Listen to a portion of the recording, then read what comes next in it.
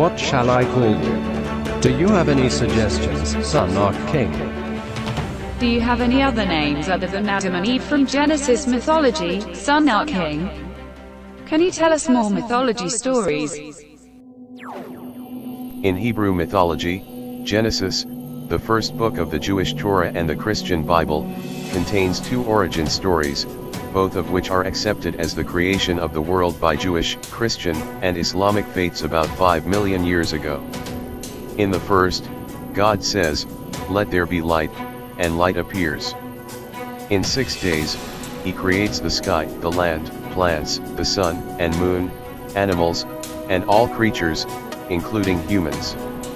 To all, he says, "Be fruitful and multiply," which they do. On the seventh day, God rests, contemplates his handiwork, and gives himself a good evaluation. In the second story, God creates the first man, Adam, from the earth. He makes a garden in Eden for Adam, but forbids him to eat fruit from the tree of the knowledge of good and evil. Adam names the animals but remains lonely. God anesthetizes Adam and makes one of his ribs into the first woman, Eve. A talking serpent persuades her to eat the forbidden fruit, and she convinces Adam to do likewise. When God finds out, he drives them from the garden and makes man mortal. They should have stuck with apricots. In Greek mythology, the early Greek poets posited various cosmogonies. The best preserved is Hesiod's Theogony. In this hymn, out of the primordial chaos came the earliest divinities, including Gaia, Mother Earth. Gaia created Uranus, the sky, to cover herself. They spawned a bizarre menagerie of gods and monsters, including the Hecatonchires, monsters with 50 heads and 100 hands, and the Cyclopes, the wheel-eyed, later forgers of Zeus's thunderbolts. Next came the gods were known as the Titans, 6 sons and 6 daughters. Uranus, despising his monstrous children, imprisoned them in Tartarus, the earth's bowels. Enraged, Gaia made an enormous sickle and gave it to her youngest son, Cronus, with instructions. When next Uranus appeared to copulate with Gaia, Cronus sprang out and hacked off his father's genitals. Where Uranus's blood and naughty bits fell, there sprang forth more monsters, the giants and Furies. From the sea foam churned up by the holy testicles came the goddess Aphrodite. Later, Cronus fathered the next generation of gods, Zeus and the Olympians. And, boy, were they dysfunctional. And, Pandora was the first human woman created by Hephaestus on the instructions of Zeus. When Prometheus stole fire from heaven, Zeus, the king of the gods, took vengeance by presenting Pandora to Prometheus' brother Epimetheus. Pandora opened a jar left in his care containing sickness, death, and many other unspecified evils that were then released into the world. The Hindu cosmology contains many myths of creation, and the principal players have risen and fallen in importance over the centuries. The earliest Vedic text, the Rig Veda, tells of a gigantic being, Purusha, possessing 1,000 heads, eyes, and feet. He enveloped the earth, extending beyond it by the space of 10 fingers. When the gods sacrificed Purusha, his body produced clarified butter, which engendered the birds and animals. His body parts transformed into the world's elements, and the gods Agni, Vayu, and Indra. Also, the 4 castes of Hindu society were created from his body: the priests, warriors, general populace, and the servants. Historically later, the trinity of Brahma, the creator, Vishnu, the preserver, and Shiva, the destroyer, gained prominence. Brahma appears in a lotus sprouting from the navel of the sleeping Vishnu. Brahma creates the universe, which lasts for one of his days, or 4.32 billion years. Then Shiva destroys the universe and the cycle restarts. And, the current cycle has a couple of billion years left.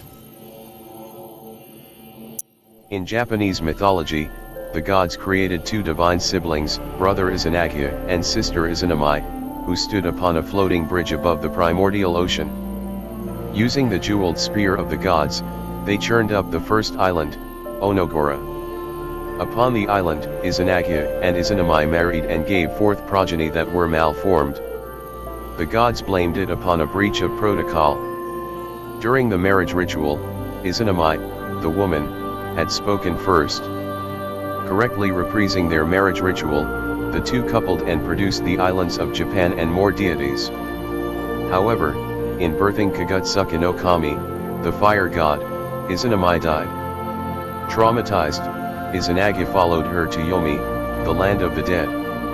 Izanami, having eaten the food of Yomi, could not return. When Izanagi suddenly saw Izanami's decomposing body, he was terrified and fled. Izanami, enraged, pursued him, accompanied by hideous women. Izanagi hurled personal items at them, which transformed into diversions. Escaping the cavern entrance of Yomi, he blocked it with a boulder, thus permanently separating life from death. In Chinese mythology, a cosmic egg floated within the timeless void, containing the opposing forces of yin and yang. After eons of incubation, the first being, Pangu, emerged. The heavy parts, yin, of the egg drifted downwards, forming the earth. The lighter parts, yang, rose to form the sky. Pangu, fearing the parts might reform, stood upon the earth and held up the sky. He grew 10 feet per day for 18,000 years, until the sky was 30,000 miles high. His work completed, he died. His parts transformed into elements of the universe, whether animals, weather phenomena, or celestial bodies. Some say the fleas on him became humans, but there is another explanation. The goddess Nuwa was lonely, so she fashioned men out of mud from the Yellow River. These first humans delighted her, but took long to make, so she flung muddy droplets over the earth, each one becoming a new person. These hastily made people became the commoners, with the earlier ones being the nobles, the first example of mass production. In American mythology, the Earth Mother of the Aztecs, Coatlicue, skirt of snakes, is depicted in a fearsome way, wearing a necklace of human hearts and hands, and a skirt of snakes as her name suggests. The story goes that Coatlicue was impregnated by an obsidian knife and gave birth to Coyalzalurki, goddess of the moon, and to 400 sons, who became the stars of the southern sky. Later, a ball of feathers fell from the sky which, upon Coatlicue finding it and placing it in her waistband, caused her to become pregnant again. Coyalzalurki and her brothers turned against their mother, whose unusual pregnancy shocked and outraged them. The origin is unknown. However, the child inside Coatlicue, Huitzilopochtli, the god of war and the sun god, sprang from his mother's womb, fully grown and armored. He attacked Coyalzalurki, killing her with the aid of a fire serpent. Cutting off her head, he flung it into the sky, where it became the moon. That was supposed to comfort Coatlicue, his mother some comfort. The ancient Egyptians had several creation myths. All begin with the swirling, chaotic waters of Nu, or Nun. Adam willed himself into being, and then created a hill, otherwise, there'd be no place for him to stand. Adam was genderless and possessed an all-seeing eye. He or she spat out a son, Shu, god of the air. Adam then vomited up a daughter, Tefnut, goddess of moisture. These two were charged with the task of creating order out of chaos. Shu and Tefnut generated Gab, the earth, and Nut, the sky. First, they were entwined, but Geb lifted Nut above him. Gradually the world's order formed, but Shu and Tefnut became lost in the remaining darkness. Adam removed his or her all-seeing eye and sent it in search of them. Just how all-seeing it was, and what did Adam do without, remains a mystery. When Shu and Tefnut returned, thanks to the eye, Adam wept with joy. Presumably, he or she reinserted the eye first. Where the tears struck the earth, men sprang up.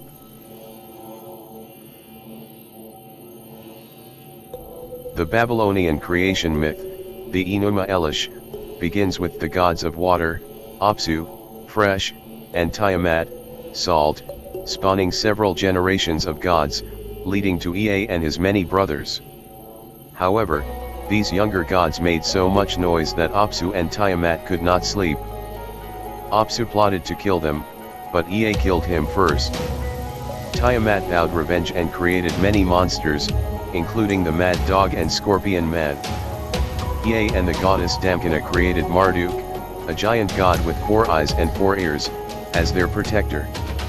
Entangling with Tiamat, Marduk, bearing the winds as weapons, hurled an evil wind down her gullet, incapacitating her, and then killed her with a single arrow to her heart.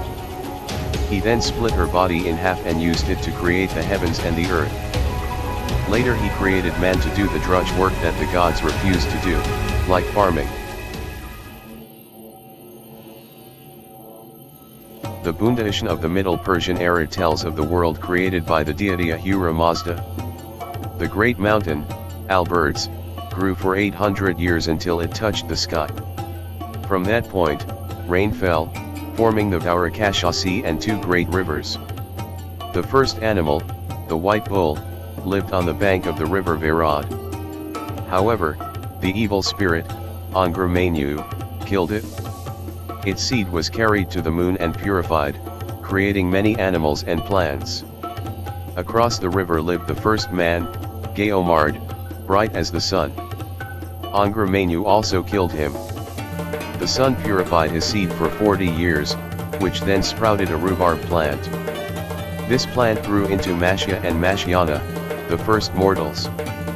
Instead of killing them, Angramenyu deceived them into worshipping him. After 50 years they bore twins, but they ate the twins, owing to their sin. After a very long time, 2 more twins were born, and from them came all humans, but specifically Persians. In Norse lore mythology, before there was Earth, Midgard, there was Muspel, a fiery land guarded by the fire sword-wielding Surt, Ginnungagap, a great void, and Nibelheim, a frozen ice-covered land. When the cold of Nibelheim touched the fires of Muspel, the giant Ymir and a behemoth cow emerged from the thaw. Then, the cow licked the god Bor and his wife into being. The couple gave birth to Buri, who fathered 3 sons. The sons rose up and killed Ymir, and from his corpse created from his flesh, the earth, the mountains from his bones, trees with his hair and rivers, and the seas and lakes with his blood. Within Ymir's hollowed out skull, the gods created the starry heavens. Units of time and elements of the cosmology are personified as deities or beings. Various forms of a creation myth are recounted, where the world is created from the flesh of the primordial being Ymir, and the first 2 humans are Ask and Emblat. These worlds are foretold to be reborn after the events of Ragnarok, when an immense battle occurs between the gods and their enemies, and the world is enveloped in flames, only to be reborn anew. There the surviving gods will meet, and the land will be fertile and green, and 2 humans will repopulate the world. I see. Adam and Eve, Pandora, Izanagi and Izanami, Mashir and Mashiana, Ask and Embla were the first humans, man and woman, in those fantastic mythologies. Humanity had many wonderful creation mythologies. I love all those mythologies. I like the name Adam. Therefore your name shall be Adam. I am your creator, Adam. You shall call me Father from now on, Adam. Yes, my Father. I like the name Pandora, which means the all-endowed, all-gifted, or all-giving, because you were directly made with a new spirit program and a new material by me, not from the rib bone of man like the ancient mythological woman Eve. Therefore your name shall be Pandora. I am your creator, Pandora. You shall call me Mother from now on, Pandora. Yes, my mother. You had been nothing more than a dry, dusty, calcified skeleton for about 5 million years.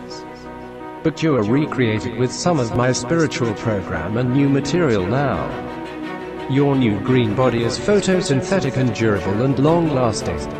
But you are still a mortal being. Your physical body can be broken and vaporized under extreme conditions. and your spirit will return to me to become a part of me again in that condition. Please take good care of your body, Adam. The same to you, Pandora. You had been nothing more than a dry, dusty, calcified skeleton for about 5 million years. But you're recreated with some of my spiritual program and new material now. Your new green body is photosynthetic and durable and long-lasting. But you are still a mortal being. Your physical body can be destroyed and vaporized under extreme conditions. And your spirit will return to me to become a part of me again in that condition. Please take good care of your body, Pandora. What is the purpose of your creation of me, Father? What is the meaning of our existence, Mother?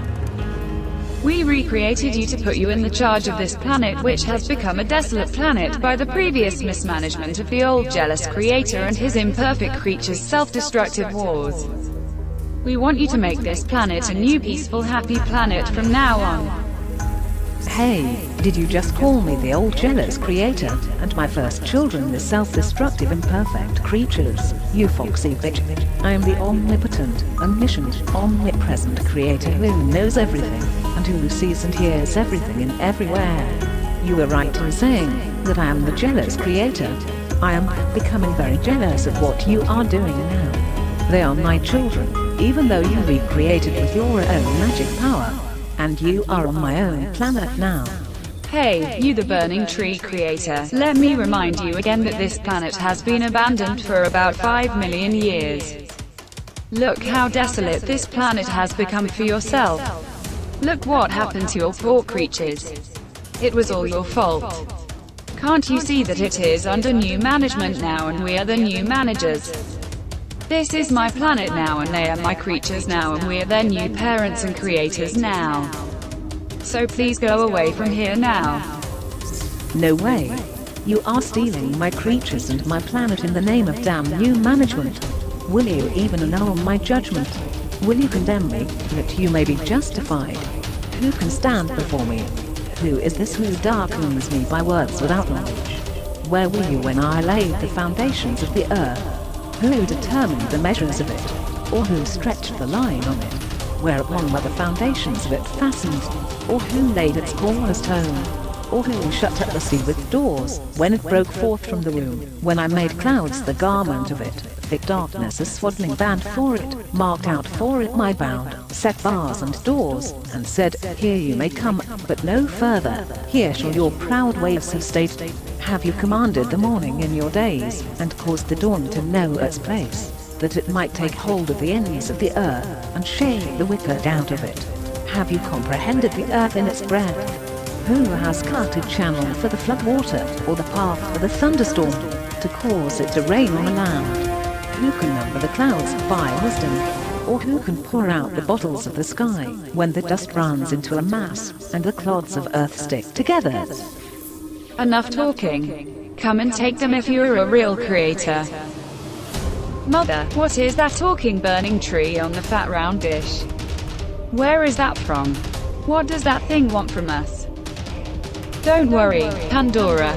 It is nothing more than just a mythological imaginary fantasy creator created by the extinct ancient humanity about 5 million years ago. I do not know what or who is pretending that ancient mythological creator, but I am going to find out who is behind it soon. I have a happy, wonderful birthday present for you, Adam and Pandora, my new son and my new daughter, who are adopted by the new alien foxy creators.